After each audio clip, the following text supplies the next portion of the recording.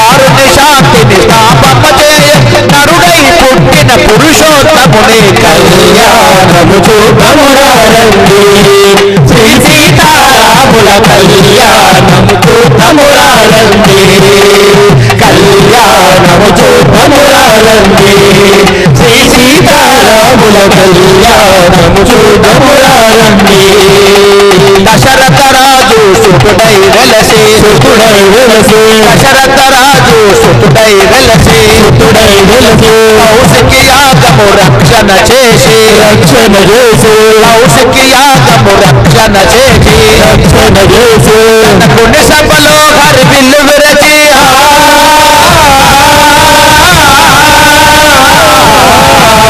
కనకుని సభలో హరి విల్లు విరచి కానకు మనసు గెలిచిన రాముని కళ్యాణము చూడమురారండి శ్రీ సీతారాముల కళ్యాణం చూడమురారండి. దయచేసి పల్లకి వస్తుంది, కొంచెం జరగండి ప్లీజ్. దయచేసి అర్థం చేసుకోండి. పల్లకి తీసుకుపోగా ప్రశాంతంగా తీసుకుపోవాలి. దయచేసి అర్థం చేసుకోండి. అనేక వైశేషిక సుఖ సౌభాగ్య శోభన పరంపర ప్రాప్త్యర్థం ఏకవింశతి సంఖ్యోపద పురుషోత్తారక మహానాంతర్భూత కన్యాదానాంతరణీయత పూర్వభాజినాం లక్ష్మీనారాయణవర ఉద్దిశ్య లక్ష్మీనారాయణవర ప్రీత్యర్థం కన్యార్థమాగతమిమం వరం మధుపర్కేణ పూజయిష్యే అధవరాజ కుర్వన్నుదగ్రం కూర్చన్నిదదాతి తత్ర రాష్ట్రభృదశీతి యతిషో భవిష్యతి రాష్ట్రభృదస్యాచార్యా సంధీమాత్మద్యోషం ఆవ అర్చన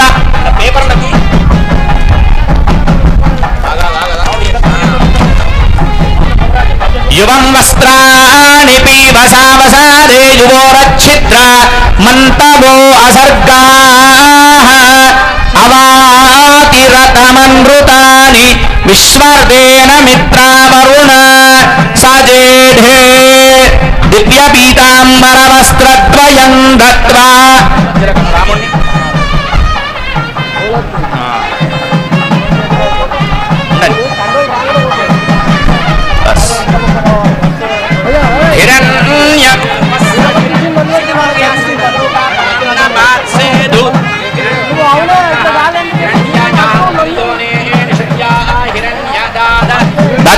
నమస్మై కర్ణాభరణద్వయమంగుళీయకాభరణాని దత్వా దదే మధుసగం స్పృష్టకాగుంశేన వర్షేణ సాపితాజ ఉభయత కలశోభైతః కూర్చాభ్యాం పరిగృహ్య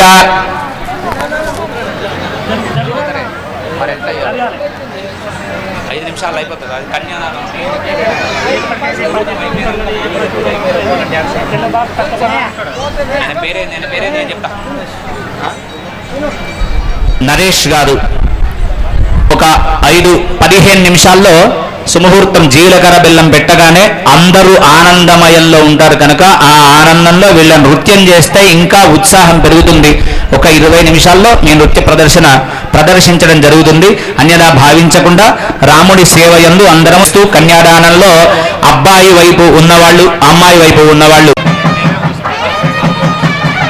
గంటసేపు భగవద్గీత కృష్ణావతారంలో ఉపదేశం చేయడానికి ఆయన 11,000 సంవత్సరాలు ఈ భూమిని పరిపాలించాడు. దశవర్ష సహస్రాణి దశవర్ష శతాని చ 11,000 సంవత్సరాలు పరిపాలించాడు రామచంద్ర ప్రభు ఈ భూమిని. 11,000 సంవత్సరాలలో ఆయన ఆచరించి చూపిన ధర్మానికి కృష్ణుడు చెప్పిందే చేయాలి, రాముడు చేసింది మనం చేయవచ్చు అనేటువంటి భారతీయ ఇతిహాసంలో శ్రీమద్ రామాయణానికి ప్రధానమైనటువంటి స్థానం. ఆనాడు సీతారాముల కళ్యాణ మహోత్సవాన్ని శివధనుర్భంగం చేశాట శ్రీరామచంద్రుడు. మరి శివధనస్సు ఎత్తాడు, దానికి ఒక నిమిత్తం పెట్టాడు. ఎవరు అంటే జనక చక్రవర్తి. జనక అనే దానికి అర్థం ఏమిటట అంటే కోరకుండా ఎవరికైతే అన్ని లభిస్తాయో వాడి పేరు జనకుడు అంటారు. జనక మహారాజు గారి దగ్గర కూడా ఒకసారి పిప్పలాదుడు అని ఒక మహర్షి వచ్చాడు. వచ్చి ఏమన్నాడు అంటే జనక రాజేంద్ర అని పిలిచాడు. అయ్యా నన్ను జనక రాజా అని పిలవకయ్యా, జనక ఋషి అని పిలువ అన్నాడు. అదేమిటయ్యా, కూర్చున్నదేమో బంగారు సింహాసనం, కట్టుకునేమో పట్టుబట్టలు, పెట్టుకునేమో బంగారు ఆభరణాలు, నిన్ను ఋషి అని ఎట్లంటారు? గడ్డమున్నంత మాత్రంలో ఋషిగా నువ్వు అని. కానీ ఇది నేనేం కోరుకోలేదండి, అవే వచ్చి పడ్డాయి అన్నాడు. కోరంగానే రావు సంపదలు, కోరకుండా నీకు వచ్చాయంటే ఎట్లా వచ్చాయి నేను చూస్తా అన్నట ఈ పిప్పలాదులనే మహర్షి. తీసేయి ఆ ఉంగరాలు, తీసేయి కిరీటం, తీసేయి మొత్తం తీసేయి, ఇగో ఈ పాద్దోతి కట్టుకోకటి కట్టుకున్నాడు. పోదాంపా అడవికి, నీకెట్లా సంపదలు వస్తాయో నేను చూస్తాను వాడంతట. ఎటువంటి అడవి తీసుకువెళ్ళాడంటే చీమలు దూరని చిట్టడవిలోకి తీసుకుపోయాడు. పెద్ద ఎండాకాలం అది. ఓ చెట్టు కింద కూర్చోబెట్టాడు. కూర్చునబెట్టిన తర్వాత జనక మహారాజు గారు అడిగారట పిప్పలాద మహర్షి, నేను నీ వెంట వచ్చాను కదా, నా బాధ్యత అంతా ఎవరిది అన్నాడు. నాదే. మరి నీదే అయితే నాకు దాహం వేస్తుంది, కొన్ని నీళ్లు కావాలి. పాప ఈ పిప్పలాదుడికి కూడా కొత్తదేనండి అడవి, ఆయనకు కూడా నీళ్ళు ఎక్కడ కూడా తెలియవు. సరే వెతుక్కొస్తా అన్నాడు. మోతు కాకుండా దొప్పలాగా చేశాడు, అది పట్టుకున్నాడు. అడవి అంతా తిరుగుతున్నాడు నీళ్ల కోసం, ఏమీ లాభం లేదు. అదిగారు అన్నట కాశీరాజు, ఏరా మనం భయంకరమైన అడవిలోకి వచ్చాను ఇక్కడికి, మరి తోవ తప్పిపోతే కష్టం కనుక జనకపురికి పోయే రూట్ మ్యాప్ ఏమైనా ఉందో ఎవరికైనా తెలుసునేమో, ఇక్కడ ఎవరైనా ఉన్నాడేమో అడగవేయాలి. ఎవరు కనిపించలేదండి. ఈ చెట్టు కింద జనకుడు కనిపించాడు. ఈయన జనక రాజని వాడు ఎట్లా అనుకుంటాడు భటుడు? ఏమీ లేవు రాజా అంచనాలు. బాబు ఈ జనకపురికి పోయే రూటు తెలుసా నీకు అంటే ఎందుకు అని అడిగాడు ఈ జనకుడు. ఏం లేదు, జనక మహారాజు గారికి దర్శిద్దామని మా కాశీరాజు గారు వస్తున్నారు కనుక కాసేపు అన్నీ ఏదో మంచి విజ్ఞానమైన విషయాలు తెలుసుకొని పోదామని వస్తున్నాం. అయ్యా మీరు అంత దూరం పోవడం ఎందుకు, ఆ జనకుడిని నేనే అన్నాడు ఆయన. అరే మీరేనా జనకుడు? అవునండి. మరి ఇక్కడ కూర్చున్నారు? కూర్చున్నా అంటే నా ఇష్టం, నా రాజ్యం, ఎక్కడైనా కూర్చుంటారు. కాశీరాజుకు చెప్పేశాడు. అయ్యా జనకరాజు ఇక్కడనే ఉన్నాడండి చెట్టు కింద.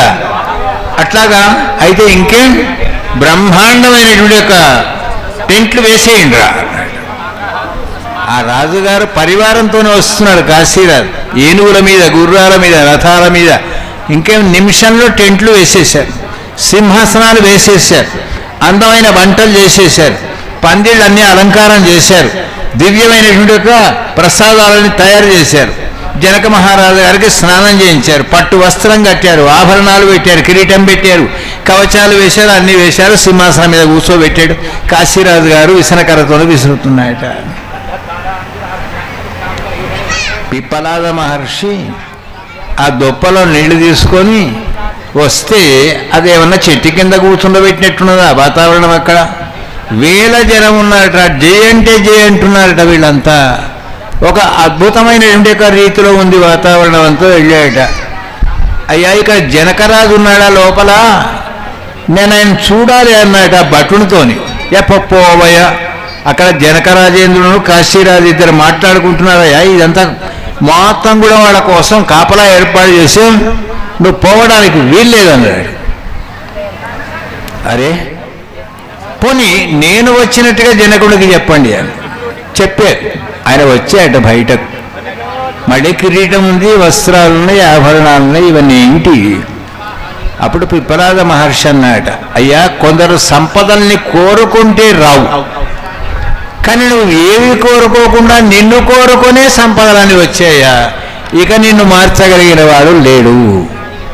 అందుకే అద్భుతమైన జనక మహారాజు గారి నిజమైన సంపద ఏమిటి అంటే భూమి దిన్నుతే దొరికింది సీతాదేవి. దాని తర్వాత శ్రీరామచంద్రమూర్తికి కళ్యాణం జరపాలి.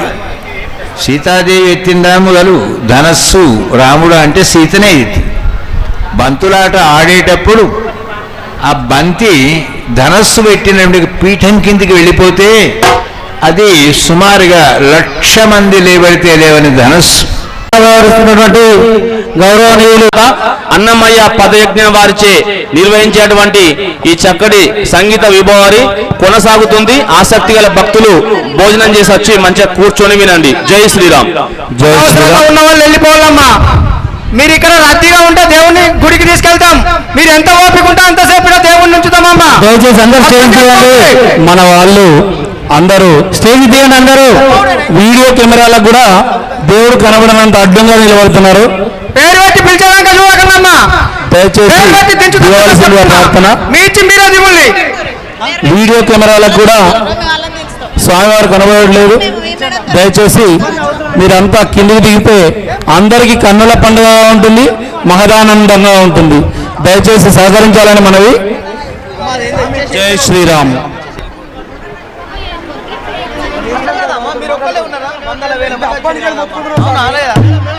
అర్థం చేసుకోవాలా.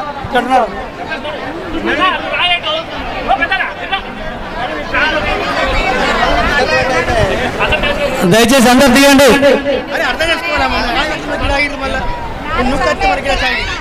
దయచేసి అందరు దిగండి ప్లీజ్. దయచేసి అందరూ దిగవలసిందిగా మనవి. ముందటున్న వాళ్ళు మీరు కూర్చుంటే వెనుకున్న వాళ్ళకి కనబడుతుంది. మీరు అడ్డంగా నిలబడితే కనీసం ఆ కెమెరాలకు కూడా కనబడుతుంది దేవుడు. మీరు అర్థం చేసుకోవాలి. ఇక్కడ ఎవరు ఎక్కువ కాదు, ఎవరు తక్కువ కాదు. అందరూ భక్తులే, స్వామివారి భక్తులే. స్వామివారి కళ్యాణార్థమై అందరూ తిలకించడానికి వచ్చారు. దయచేసి అన్యదా భావించవద్దు.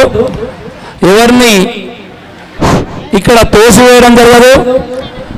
దిగమని ప్రార్థేయపడుతున్నాం. దయచేసి సీతావల్లభాయ ధీమహి తన్నో రామచంద్ర ప్రచోదయాత్. మహాదేవ్యై చ విద్మహే కంఠే వక్తామి సుభగే త్వం జీవ శరణాం శరణో మాంగళ్యధారణ ముహూర్త సుముహూర్తోస్తు రాజా రామచంద్ర భగవానికి జై. అత కపిలావాచనాది మంగళాచార ప్రాప్తం గుర్యాద్ తస్యాయం ప్రయోగః.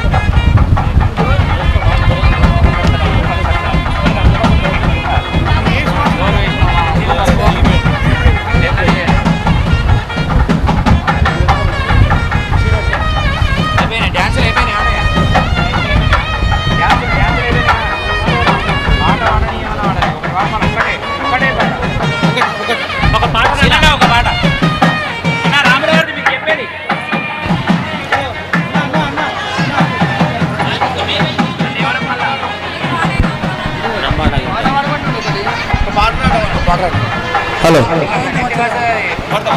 గౌరీ శ్రీనివాస్. శ్రీరాముడే మా దైవం, అయోధ్యపురమున వెలసినడు అందాల రాముని అవతారం, అందాల రాముని అవతారం, అందాల రాముని అవతారం.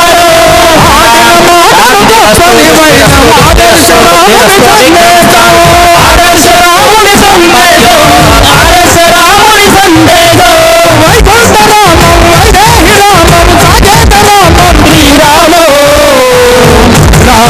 అంటే జై శ్రీరామ్, అంటే హనుమాన్, అంటే వచ్చే దైవం, అంటే పలికే దైవం, రామ అంటే మాటెంత ధైర్యం, రాముడు మా దైవం, శ్రీరాముడు మా దైవం.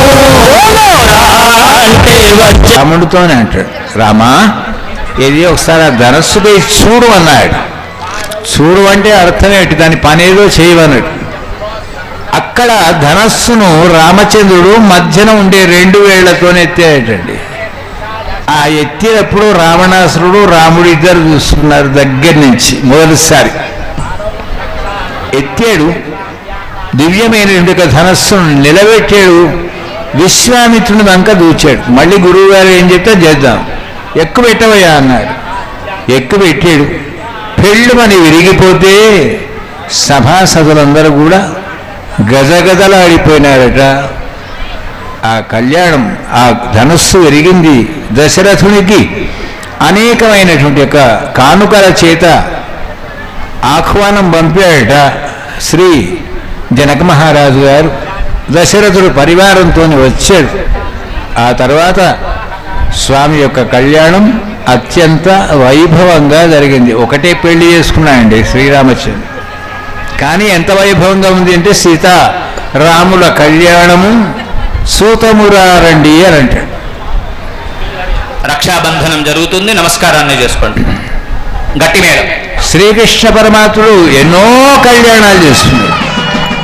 కానీ రామ కళ్యాణమే చాలా వైభవమైన, శాస్త్రీయమైన, దివ్యమైన కళ్యాణం అనేటువంటిది మనకు శాస్త్రాలలో పురాణాల్లో ఉంది కనుక సుమారుగా అప్పటి నుంచి ఆనవాయితీగా వస్తున్నటువంటి ఒక మన భక్త మార్కండేయ స్వామి వారి యొక్క ఆలయ ప్రాంగణంలో ఈనాడు ఉన్నటువంటి యొక్క నిర్వాహకులు, పురోహితులు, అర్చకులు, భక్తులు అందరూ కూడా కలిసి ఈ సీతారాముల కళ్యాణాన్ని మనం చూడడం అనేటువంటిది భాగ్యం.